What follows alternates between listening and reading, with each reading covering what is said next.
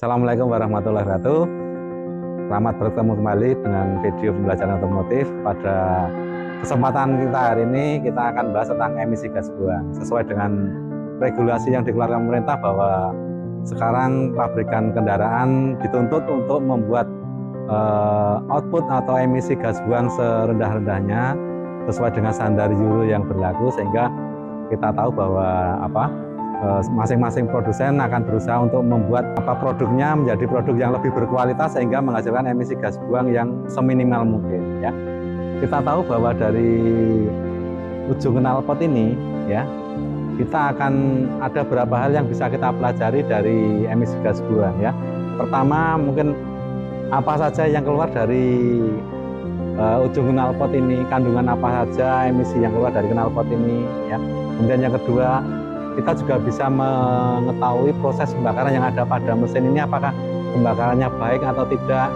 Itu bisa kita lihat juga dari output atau dari knalpot ini. Yang ketiga, mungkin juga banyak juga pertanyaan, dari knalpot ini seringkali keluar air, itu air dari mana, apakah itu berbahaya atau tidak. Nah, ini juga menjadi pembelajaran kita pada kali ini tentang emisi gas buang. Baik, untuk memperjelas materi yang kita bahas tentang pembakaran, maka kita sedikit ulas tentang pembakaran dalam mesin, bahwa sesuai dengan teori yang ada pada kendaraan.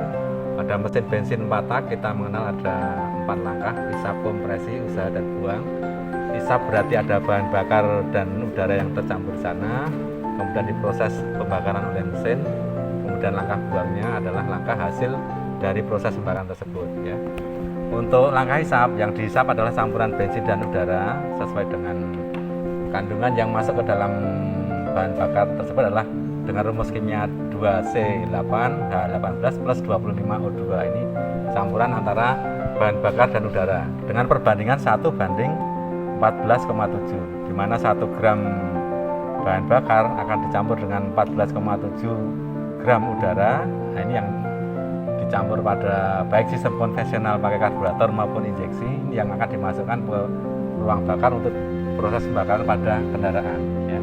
Tentunya campuran 1:14,7 ini adalah campuran ideal, sehingga campuran ini bisa berubah-ubah menyesuaikan dengan kondisi kendaraan, baik kecepatan kendaraan, beban kendaraan, kemudian kondisi jalan.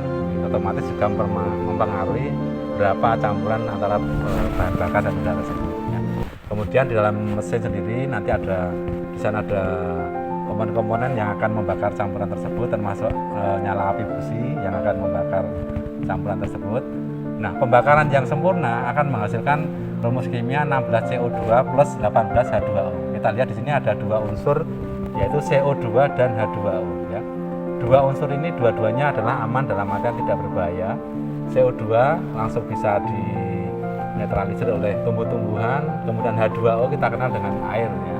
Sehingga 2 unsur ini adalah 2 unsur yang aman, ya.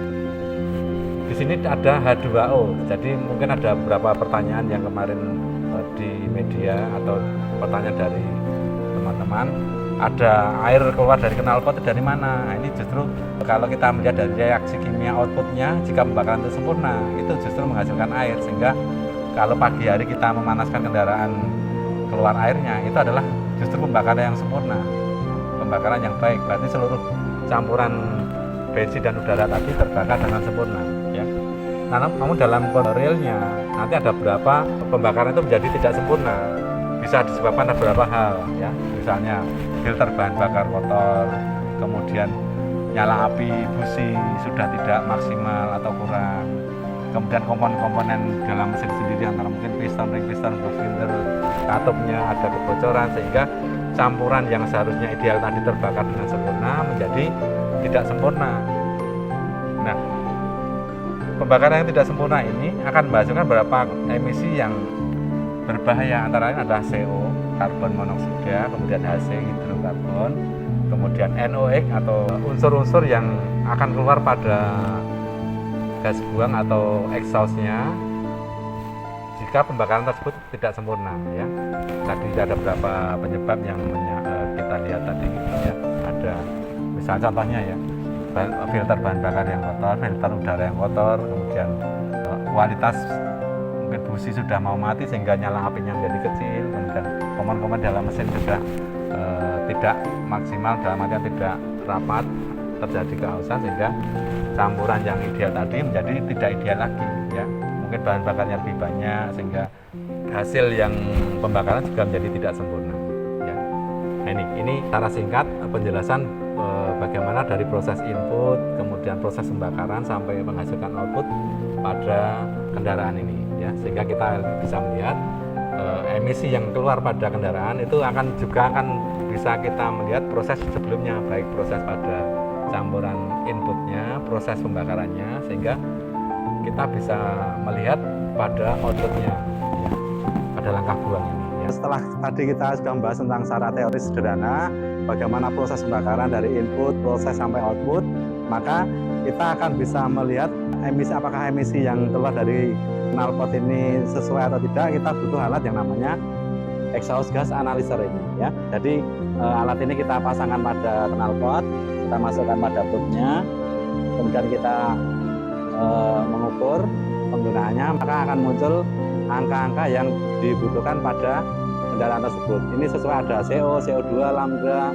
HC, O2, NOx. Hasil ini nanti bisa kita print hasilnya sesuai dengan apa yang muncul pada alat ini ya. Untuk mengetahui hasil apakah kadar emisi kendaraan tersebut sesuai dengan standar atau melebihi batas, maka akan kita sebagai bukti kita bisa melihat hasil pimpinan dari alat tersebut ya. Akan muncul ada CO, HC, CO2, O2, NOx, lambda, AFR ya. Semuanya akan muncul di sini. Demikian video belajar hari ini tentang emisi gas buang. Kita sudah mempelajari bagaimana proses dari input, kemudian engine bagaimana bekerja, kemudian outputnya sehingga menghasilkan emisi. Apakah emisi tersebut berbahaya atau tidak, sesuai dengan standar yang diregulasikan pemerintah atau tidak. Kita sudah bahas secara singkat. Semoga video ini bermanfaat. Sampai ketemu lagi dengan video belajar yang lain. Assalamualaikum warahmatullahi wabarakatuh. Salam otomotif.